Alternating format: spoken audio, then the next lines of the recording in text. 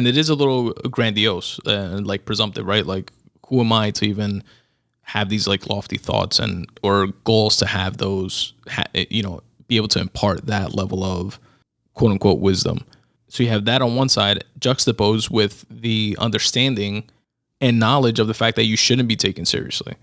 You shouldn't have that ability bestowed on you. What you say, what you create isn't that ill, isn't that deep.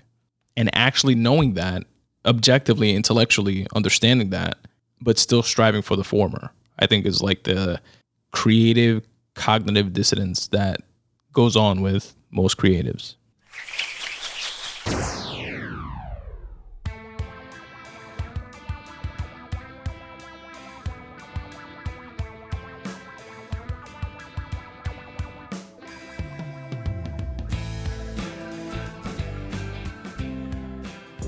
What up, folks? What's going on? Welcome to the Spun Today Podcast, the only podcast that is anchored in writing, but unlimited in scope. I'm your host, Tony Ortiz, and I appreciate you listening. This is episode 239 of the Spun Today Podcast, and it's a free writing session episode. In this episode, I share my writing stats for June 2023. I give you an update on my upcoming short story collection, and let you know how it continues to go with working with my editor. I also share a writing tip that I picked up along the way and tell you about what I've been reading. Lastly, I read and reflect on one of my own free writing pieces, which can be found at spuntoday.com/free writing. Stay tuned for all that good stuff. But first, I wanted to ask you, do you want to help support this podcast? Are you enjoying the pod? If so, here is a great way that you can do just that. I appreciate each and every one of you for listening, and your support definitely goes a long way. And after this quick intro drop, we'll jump right into the episode. If you're a fellow creative, a cool way that you can help support the Spun Today podcast and actually be part of the podcast is by filling out my 5-question questionnaire located at spuntoday.com/questionnaire. Here you'll find 5 open questions related to your craft, your art, what inspires you to create, what type of unrelated hobbies you're into, and what motivates you to get your work done. You can choose to remain anonymous or plug your website and your work. And once you submit your questionnaire, I read your responses on a future episode of the Spun Today podcast. It's completely free at no cost to you. And what I like to say about it is that if your responses could potentially spark inspiration in someone else, why not share that? spuntoday.com/questionnaire. My writing stats. For June 2023, I'm happy to report, I wrote 19 out of the 30 days of the month for a writing percentage of 63.3%. That's largely due to my focus on editing and revisions that I've been myopically focused on related to my short story collection, which has been my main focus to try and get out to you fine folks as initially intended. Now for July, I did not track anything at all. So I have this like habit tracker that I recreated a digital version for myself based on I believe James Clear's Atomic Habits notebook. I believe. Yeah, I'm pretty sure that's where I had like the physical notebook and then got the idea from that to translate it to a digital version, like a pretty much Excel spreadsheet that I can track and, quantify certain habits more easily. And I have things on there, not just writing, but that's where I keep track of days that I write and days that I've read, certain supplements that I've taken, my sleep, getting over 7 hours of sleep, and other habits that I want to track. And that rolls up into these, for example, stats that I share with you guys related to my writing. But for the month of July, I just completely checked out from all of it. Didn't track anything at all across the board. Initially due to just laziness. To be honest, like sometimes I'll go, 3, 4, 5 days without tracking anything. Then I have to go back and backtrack. But this month, by the time I went back to it, it was like more than half the month. So there wasn't a clear way for me to go back and accurately backtrack. So just decided to phone it in for the month, take a month off, and not track. So yeah. I did, however, continue to focus on my aforementioned short story collection, continuing to work through editing, which is going great. I think I told you guys last time if I had it by then, but I submitted my first round of edits back to my editor. I got her second round back based on that first round of updates, and I'm working through the second round of updates, which is poised to be the last one. If not, it should be a very quick turnaround for the third round. But I was also finalizing my cover design, which I am glad to say is completely locked in. I have all the different file formats that I need, including for the paperback version, the hardcover version, spec'd out to the size of those books that I'm choosing, as well as the digital ebook version of the cover. And I always ask for, which is a pro tip, I guess, that definitely comes in handy for me. And some designers provide it on their own anyway, but just a heads up for anyone interested, ask for things like for them to give you a square version of the cover that you can use for social media posts. Also like a YouTube banner version of it, transparency version of it, if applicable, etc. Just to give yourself some more flexibility down the line. So I got all that locked in. Very excited for you guys to see it. Now, in terms of an actual release date, I'm still ironing that out. I know initially I completely underestimated the editing process, as I've told you guys in the past. And, being just out of pure naivete, as they say, being that I had never gone through the editing process myself. And I thought it was just going to be a quick, couple emails back and forth, boom, boom, boom, and I'd be good to go from there. But clearly that was not the case. And it's definitely been an enriching experience, a learning curve on my end, but something that definitely has, I feel, elevated my writing and also has given me insights that I just didn't have before into the editing process, which again adds another layer of polish and credibility, I feel, to my own content and writing. So it's definitely been great. I just, again, underestimated it, not knowing how it would go, and thought I would release the book in Q1. Once I realized that wasn't the case, I pushed it to Q2, which I'm obviously up against right now, and clearly not going to make. But I think now at this point I can confidently say within Q3 for sure, and I'm going to try to push for within the next month or so, just because editing is coming to an end, and the next phases from there, which I'm more familiar with because I've done it before, would just be the formatting and designing within the output versions themselves, like the paperback, the hardcover, digital, etc.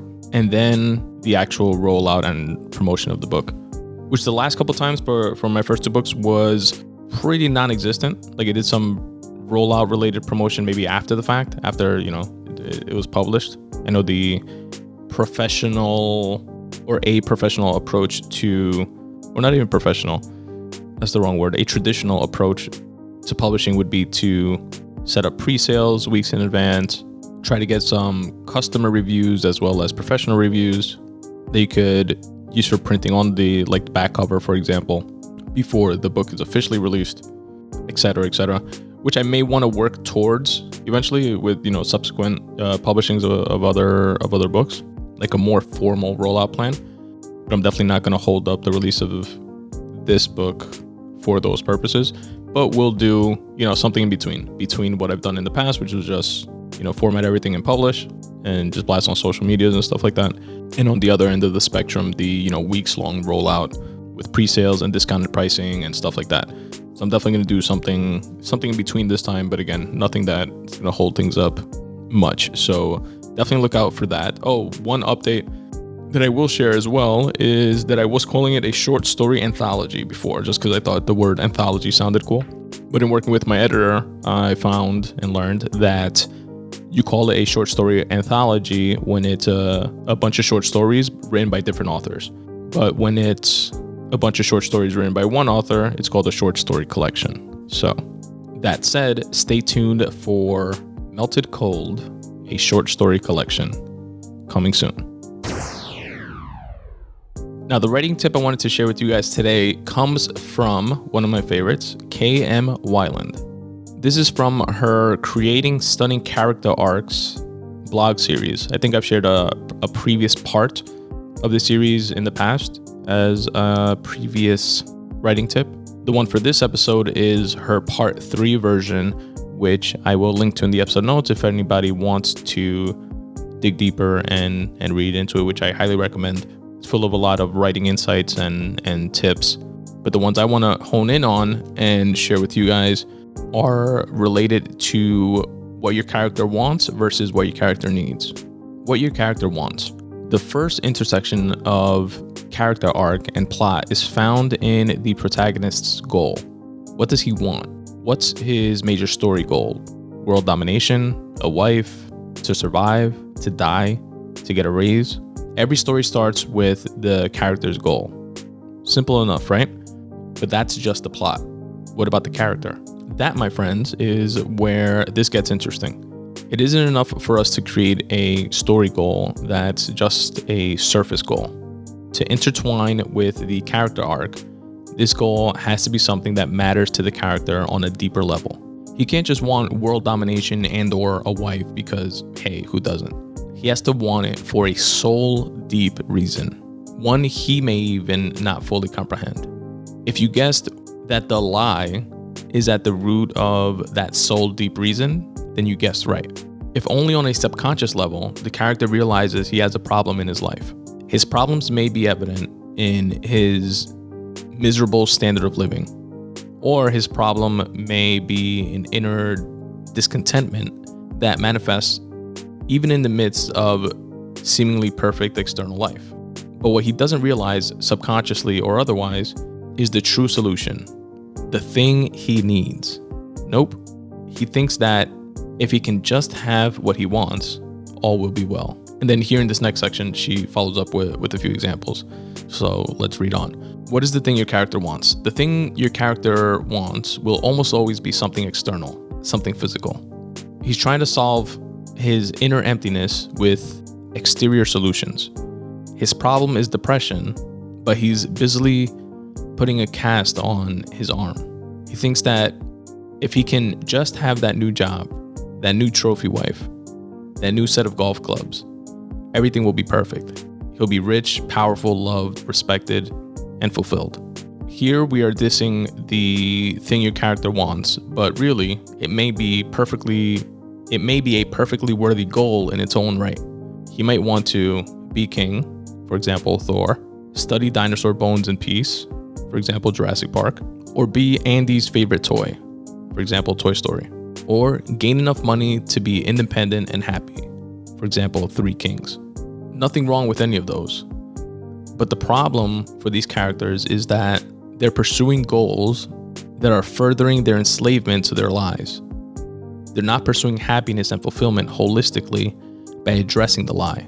Rather, they're trying to get what they want in spite of their refusal to buck up and look deep into the darkness of their own souls. Now, to contrast everything that she just laid out there under what your character wants section, let's read on to the what your character needs section. And that'll wrap up the writing tip for this episode. What your character needs. In a word, the thing your character needs is the truth. He needs the personalized antidote to his lie. This is the most important thing in his life. If he misses out on this truth, he is never going to be able to grow in a positive way. He's either going to remain stuck in his current internal predicament forever, or he's going to digress into an even worse state. Your character will spend most of the story pursuing his outer goal, the thing he wants. But what the story is really about on a deeper level is his growth into a place where he first subconsciously, then consciously recognizes and pursues his inner goal, the thing he needs. The thing your character needs usually won't be something physical, although it can take on a physical or visual manifestation by the end of the story. The thing your character needs is usually going to be nothing more than a realization. In some stories, this realization may change nothing about his external life, but it always transforms his perspective of himself and the world around him, leaving him more capable of coping with his remaining external problems. The thing your character needs may preclude the thing he wants. He will invariably have to come to a point where he's willing to sacrifice what he wants in order to secure what he needs. Sometimes the story will have to end on a bittersweet note of interior gain and exterior loss. But other times, once the character has embraced the thing he needs, he will then be able to be all the more empowered in his pursuit of what he wants, allowing him to harmonize both his inner and outer goals in the finale.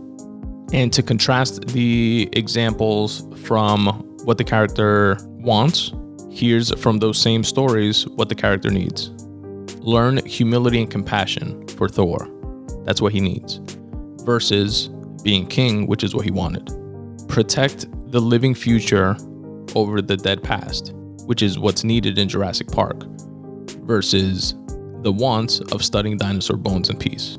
To be able to share Andy's love is the need in Toy Story for Woody. Versus the want of being Andy's favorite toy. And lastly, from the Three Kings movie example, find the cause worth fighting for, which is the realized need versus the initial want of gain enough money to be independent and happy. And that, folks, is the writing tip that I wanted to share with you all today, which is from a post titled Creating Stunning Character Arcs Part 3, The Thing Your Character Wants versus the Thing Your Character Needs by K.M. Weiland. And I'll link to it in the episode notes for you all to reference. I have been reading, yep, you guessed it, another memoir. This one is I'd Like to Play Alone, Please, by Tom Segura. I've been a fan of Tom Segura's for years, both his stand-up as well as his podcasting, and I featured him actually in one of my previous episodes in the Goats Doing Goat Shit section and highlighted he and his wife's $10 million, if I remember correctly, podcast deal with Stitcher Sirius. So I was definitely looking forward to this read. But before I get into sharing some of my favorite excerpts and clips from it, here is the official synopsis. I'd Like to Play Alone, Please, Essays by Tom Segura. It became a number 2 New York Times bestseller, and as the description states, from a massively successful stand-up comedian and co-host of chart-topping podcasts, Two Bears, One Cave, and Your Mom's House, hilarious real-life stories of parenting, celebrity encounters, youthful mistakes, misanthropy, what the fuck is that? And much more. Misanthropy is a dislike of humankind. FYI, if you didn't know as well. And actually stay tuned to see that word featured as the word of the day in the Spun Today newsletter, which you can subscribe to for free at spuntoday.com/subscribe. Continuing on with the synopsis here. Tom Segura is known for his twisted takes and irreverent comedic voice. But after a few years of crazy tours and churning out podcasts weekly, all while parenting 2 young children, he desperately needs a second to himself. It's not that he hates his friends and family. He's not a monster. He's just beat, which is why his son's ruthless first full sentence, "I'd like to play alone, please," has since become his mantra. In this collection of stories, Tom combines his signature curmudgeonly humor with a revealing look at some of the ridiculous situations that shaped him and the ludicrous characters who always seem to seek him out. The stories feature hilarious anecdotes about Tom's time on the road, including some surreal encounters with celebrities at airports, his unfiltered South American family, the trials and tribulations of parenting young children with bizarrely morbid interests, and perhaps most memorably, experiences with his dad, who, like any good baby boomer father, loves to talk about his bowel movements and share graphic Vietnam stories at inappropriate moments. All of this is enough to make anyone want peace and quiet. I'd Like to Play Alone, Please will have readers laughing out loud and nodding in agreement. I could definitely co-sign that. With Segura's message. In a world where everyone is increasingly insane, sometimes you just need to be alone.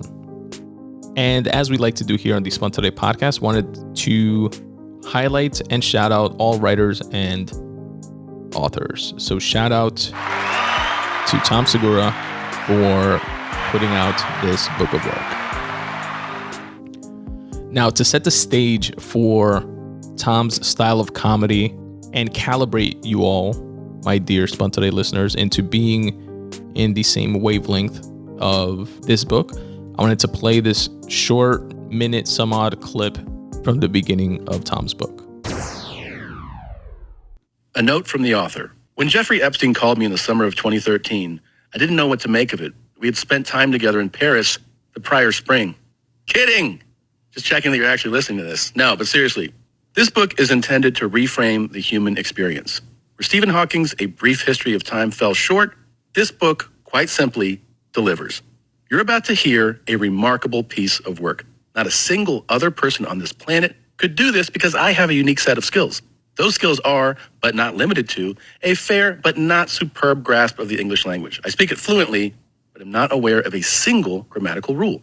I graduated high school with a 2.1 GPA. It's the 0.1 I want you to focus on. It really highlights the fighter in me. I could have sunk, but I knew to come up for air and get that 0.1 in my pocket. I'm also, depending on who you ask, very funny or not funny at all. Listening to the audio will help you decide. I underwent 3 major operations during the writing of this book. 4 if you count the vasectomy. Major because my balls are. The important thing to remember is this. This is non-fiction. I didn't make any of it up. I also didn't change anyone's name to protect them. I did the opposite. If I have a photo of them, it's in here. I'm serious. Check your PDF. There are photos. One other thing. Are the Taliban really that bad? Seems like they're a bunch of hotheads, but mostly the kind of guys you want to have a beer with. So that's what you're in for, folks. So I definitely enjoyed this read. A couple of unique things just from a creative perspective that I liked is that he definitely spoke about some stories that I've heard before, like either on stage, through his comedy, or on one of the podcasts. But here in this format, he's able to go much deeper into those stories. So that was definitely a treat and fun for a fan like me. And another thing that I'll highlight that was great was the fact that, like you mentioned in that intro clip, the audiobook itself does come with an accompanying PDF. And a lot of the stories, if not all the stories that he references throughout that have to do with like his celebrity encounters in the airport, he has the actual like photos of those incidences. And some of the stories, you hear them and they sound like so outlandish, and then you see the photo and you're like, oh shit, he is telling the fucking truth. So that's pretty cool. And I like how throughout the story, so he like weaves in stories about his family and parenting and his childhood and school and stuff like that. And almost as a segue between different stories, he sprinkles in these celebrity encounters that he frequently has at airports while, he's a touring comic. And before he intros each of those airport specific stories, he does like a kind of like pilot voice over the intercom type of intro into each of those stories. So that was pretty cool too. Now, you know how this goes. I'm going to share some excerpts and clips that I enjoyed in no particular order, just things that resonated to me while I was listening to the story. First of which is him speaking about being blessed by God and how God loves him because he gave him blue eyes. Blue, the color of the heavens above. And then he says, you who are probably reading this probably have brown eyes, which I do. And he referred to them as those turd colored eyes, which I thought was hilarious. Here's a clip of him describing why he needs space from time to time, which definitely resonated with me. It's very similar to how I feel at times. I love to play alone. I would take it further and say that I need to be alone. Not all the time, of course. I'm not a recluse. I actually love being around people until I don't. The perfect social setting for me is being surrounded by people I care about and love, and not too many of them. I love a small hang, but I have to be able to say, I gotta go, sometimes without warning when I need some time to myself. It's just the way I am. Luckily for me, I have built this ecosystem around myself that supports this. All my good friends know that every once in a while, I'm gonna need to go do some shit by myself, and it doesn't mean I don't love them. Some days, I don't wanna see anyone, and I savor the time to just exist. I don't want you to think I'm building bombs in a cabin with no power. I don't like being that alone. I just like some space from time to time. My parents know it, my siblings know it, my wife knows it, and now you know it too. We can definitely be friends, but when I need some space, you're gonna have to give it to me. If you don't, then, we're not gonna be friends. It's nothing new. When I was a kid, I could occupy myself for hours simply by playing with cars. I could definitely relate to that. In one of like the parenting sections, he's speaking to how his parents would always tell them, or that parents usually say, you know, they love their children equally. And he was like, generally that's true, but in the moment, I usually like the one that's not complaining and whining as much as the other. But even that feels temporary. But the way he highlights his children's personalities and demeanor reminded me of my own in how different they are from each other personality-wise, and pretty on par with these same description of his oldest versus his youngest. I have 2 sons. I adore them both equally. As of this recording, my oldest boy, Ellis, just turned 6. My youngest, Julian, is 3. They couldn't be more different. I'll begin with demeanor. The 3-year-old is easygoing. He laughs a lot and listens when you say something twice. Ellis doesn't really play that shit. He wants what he wants, and fuck you if you don't go along with him. I thought it was our parenting or discipline, but then I realized that's just him. The modern evolved parent would say he's decisive or even stubborn. But I'll be honest, he's kind of a dick. That isn't to say that he's not a sweet boy, because he is. He can be. He can also be a real dick. At least he's funny. He's really into snakes right now. That's definitely an interesting distinction there. But it's so true. Like, children are, you know, you think same household, same parents, same DNA, like mixture. But personality-wise, they really are completely different out the box. Something I didn't know about Tom is that when he was starting out as a comic and putting out his first piece of work, his first comedy album, which back then was just like an audio album, I believe he shopped it around, if I remember correctly, and couldn't sell it, so he decided to put it out himself. Or maybe the offers that he got for it were just like such shit money that he decided to self-publish, you know, put it out himself. And he used a platform called CD Baby, which I know of because I follow Derek Sivers, which is the creator of that platform. And Derek Sivers is a writer. I've heard him on Tim Ferriss's podcast, and I read a bunch of his stuff, subscribe to one of his newsletters. Really interesting guy, and very into the whole self-publishing, self-ownership movement, if you will. And back in the day, he created this platform, CD Baby, that he wound up selling for millions. But he created the platform to have a place to put out his own music so that people can download it and consume it. And I think he set it up initially as like a donation platform, like people could donate whatever they wanted. And then he wound up opening it up so that other artists can do the same. So they maintain like the lion's share of ownership. I forget exactly what the numbers were, but I think it's 100% ownership. They retain 100% ownership and just pay like an upload fee, as opposed to, you know, traditional deals, which would be the other way around. Like they'll pay the artist and they'll keep ownership of like the masters and everything. But CD Baby was the other way around. And again, he wound up selling that platform for millions. Tom Segura stumbled upon that site and decided to put out his own his comedy album there. And he wound up earning enough money to move and to pay his bills from his comedy, which was the first time that he was able to do that at all. So I thought that was pretty cool.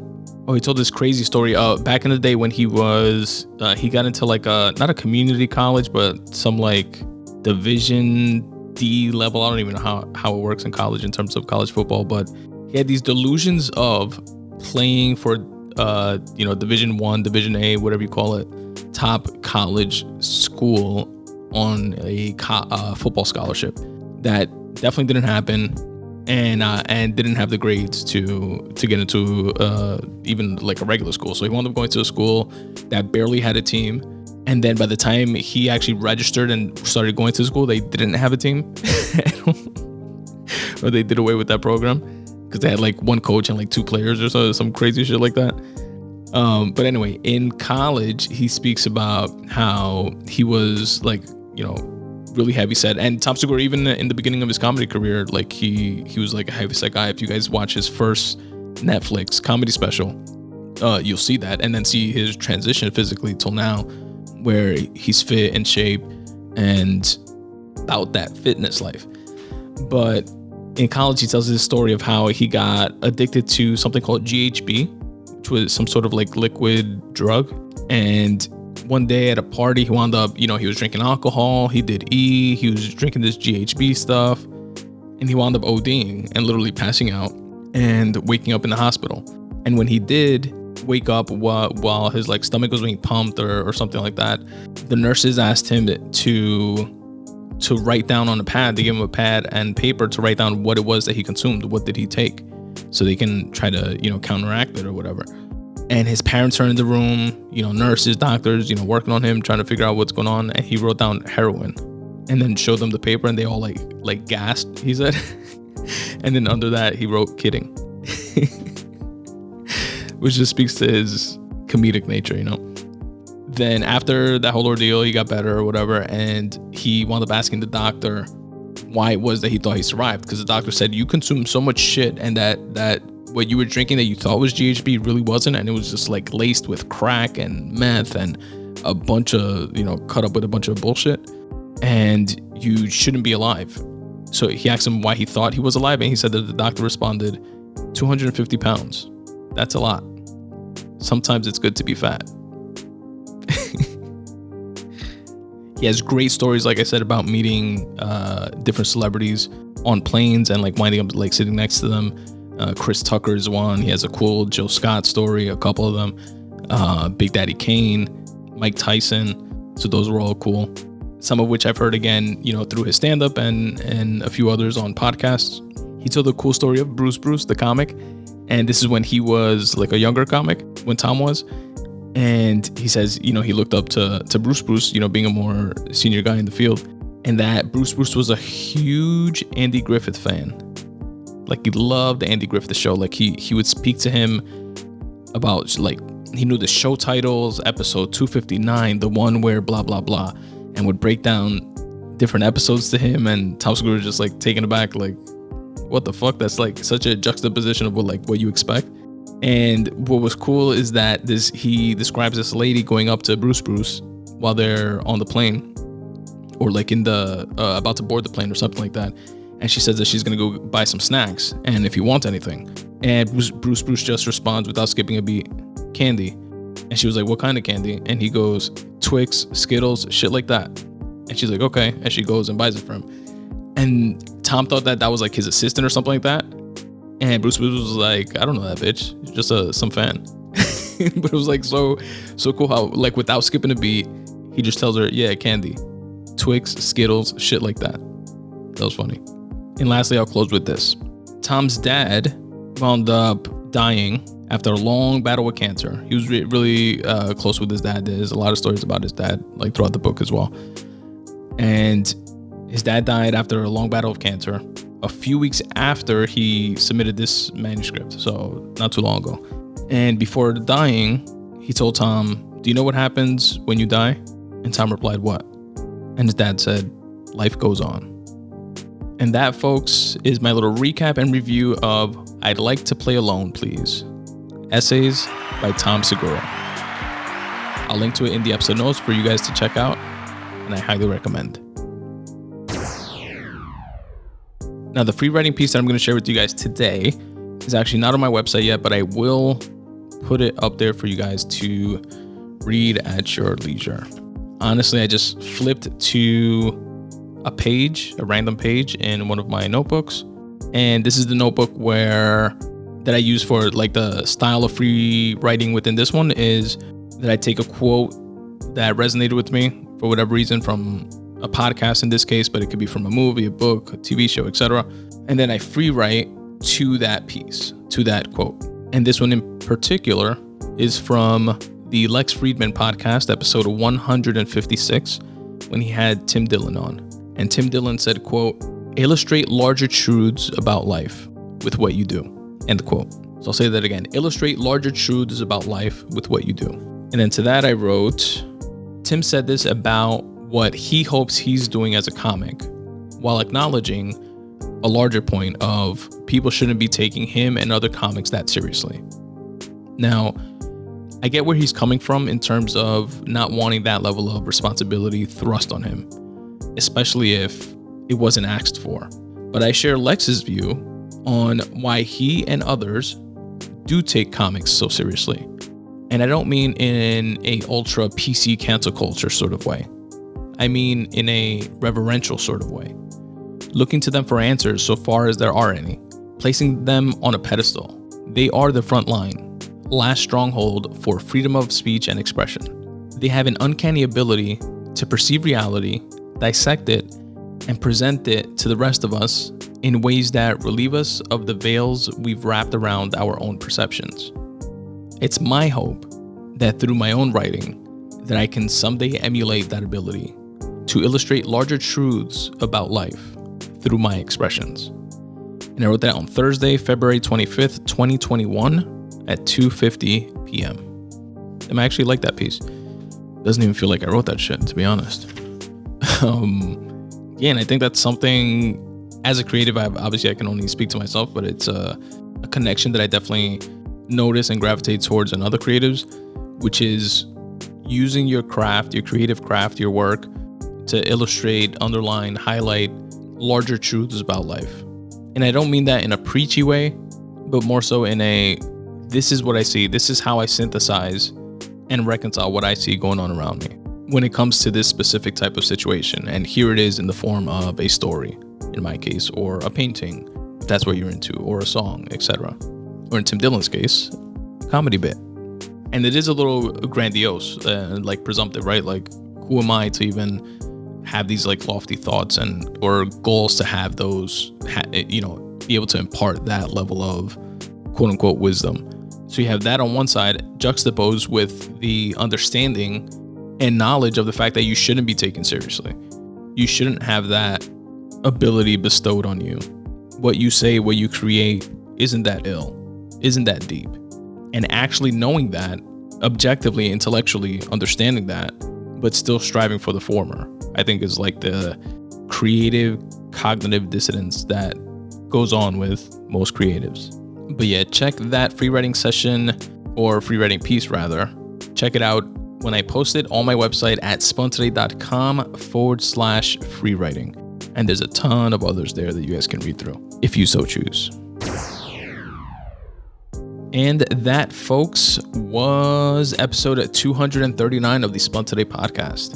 I hope you guys enjoyed it. I definitely did, but clearly I'm biased. And I like it for different reasons than I would imagine you guys like it. For me, it's cathartic, like getting my thoughts out this way, through this medium. And I share it with the hopes that somebody out there listening would get something from it, whether it's a writing tip or entertainment or just some food for thought. And with that said, please stick around for another minute or two to listen to a few ways that you can help support this podcast. Your support means a ton. It helps me keep the lights on and motivates me to continue putting out more content. So thank you very much in advance, and I'll check you guys out next time. Peace. What's up, folks? Tony here. I hope you're enjoying this podcast as much as I enjoy producing it for you. Here are a few quick ways you can help support this show. You can support the Spun Today podcast by going to spuntoday.com/support. There, you'll find my merch section, where you can cop the iconic Podcasts vs. Anybody t-shirt in a wide variety of different colors and all different sizes.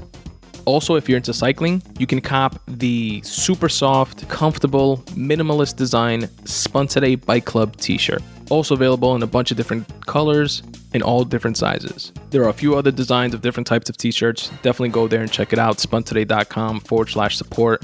It's the merch section, where you can also get a dope coffee mug. I have coffee mugs with the brand new redesigned Spun Today logo on one side and the tagline that I end every show with on the other, which is start taking steps in the general direction of your dreams.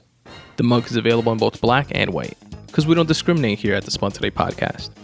Again, go to spuntoday.com/support and check out the merch section. You can support the Spun Today podcast by checking out my writing.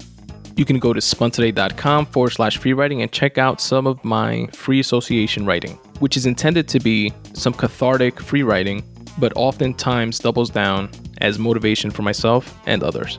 At spuntoday.com/short stories, you can read a bunch of the different short stories that I've written and actually listen to the audiobook versions of those short stories there as well. Another way you can help support my writing is by going to spuntoday.com/books and checking out what I have in store for sale. Digital copies are available in all formats, whether it be Kindle, iBooks, or a different type of e-reader. You can also purchase paperback copies if that's your preferred reading method. Currently available, I have my nonfiction, Make Way for You, which is a collection of freely written thoughts that were curated and put together as tips for getting out of your own way. Also available is my debut time travel novel titled FRACTAL. Again, go to spuntoday.com/books to show your support. Support the Spun Today podcast by following me on social at Spun Today on Twitter, at Spun Today on Instagram. Please also check out and like my Facebook page, facebook.com/Spun Today, and subscribe to my YouTube page as well. On my YouTube page, not only will you get these full-length episodes, but you'll also get to check out some chopped up clips and bonus content. To get to my YouTube page, just search Spun Today on YouTube or click on any of the YouTube icons on the footer of my website. Also, don't forget to rate and review this podcast wherever it is that you're listening. It really does help. The Spun Today newsletter is available to each and every one of my listeners absolutely for free. All you have to do is go to spuntoday.com/subscribe and drop in your email address. What I'm going to do is brighten up everybody's least favorite day of the week by delivering 5 curated things within my weekly newsletter every Monday at noon. You're going to receive a photo of the week, a recommended podcast of the week. I listen to tons of podcasts from an array of varied interests. I cherry pick the very best ones so that you can check them out. I also share a video of the week, which can be anything from a tasty recipe to a dope rap battle to an enlightening TED Talk. I also share a quote of the week. And finally, for my fellow wordsmiths out there, a word of the week so that you can step up your vocab. Again, this curated list is yours absolutely free by going to spuntoday.com/subscribe and dropping in your email address, and you can unsubscribe at any time. Again, go to spuntoday.com/subscribe, drop in your email address, and you'll get the very next one.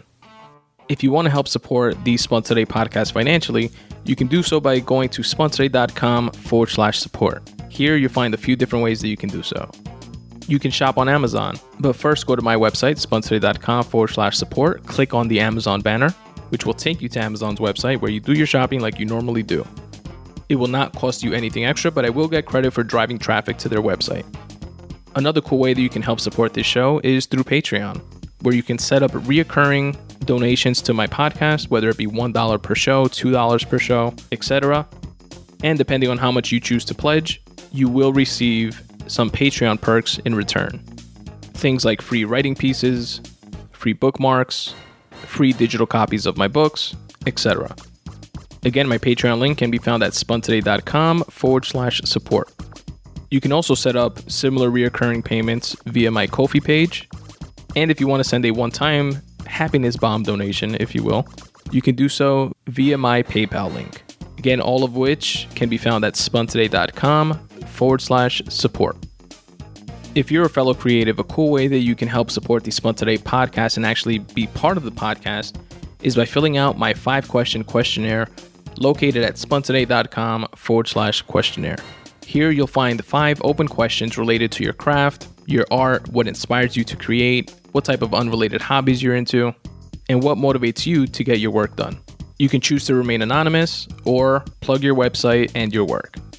And once you submit your questionnaire, I read your responses on a future episode of the Spun Today podcast. It's completely free at no cost to you. And what I like to say about it is that if your responses could potentially spark inspiration in someone else, why not share that? spuntoday.com/questionnaire. And as always, folks, substitute the mysticism with hard work and start taking steps in the general direction of your dreams. Thanks for listening.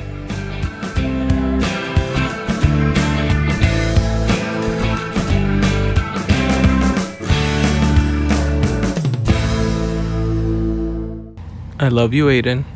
I love you, Daddy. I love you, Grayson.